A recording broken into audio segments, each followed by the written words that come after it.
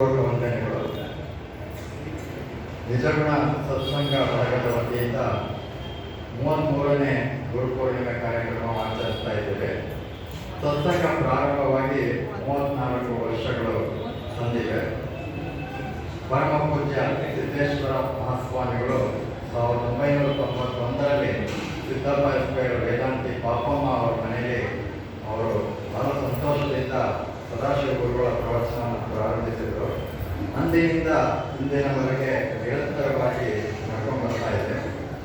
ಪೂಜ್ಯ ಸಿದ್ದೇಶ್ವರ ಸ್ವಾಮಿಗಳು ಸದಾಶಿವ ಸ್ವಾಮಿಗಳ ಬಗ್ಗೆ ಯಾವಾಗಲೂ ಹೇಳ್ತಾ ಇರ್ತಾರೆ, ನೀವು ಜ್ಞಾನ ತಪಸ್ವಿಗಳು ಅಂತ ಹೇಳ್ತಾ ಇದ್ದಾರೆ. ತಪಸ್ಸಂದ್ರೆ ಏನು ಅಂತ ಒಂದು 2 ತಾಸು 3 ತಾಸು ಒಂದು ವಿಷಯ ಕುರಿತಾಗಿ ಜ್ಞಾನ ಚಿಂತನೆ ನಿರಂತರವಾಗಿ ನಡೆಸ್ತಾರೆ. ಹಾಗೆ ನೀವು ಇಡೀ ದಿವಸ 24 ಗಂಟೆನ ವೇದಾಂತ ಚಿಂತನೆಯಲ್ಲಿ ತೊಡಗಿರ್ತೀರ. ನೀವು ಒಬ್ಬರು ಜ್ಞಾನ ತಪಸ್ವಿಗಳು ಅಂತ ಬಹಳ ಸಂತೋಷದಿಂದ ಸದಾಶಿವಗಳು ಸಂಬೋಧಿಸಿದ್ದಾರೆ. ಚಿಕ್ಕ ವಯಸ್ಸಿನಲ್ಲೇ ಸದಾ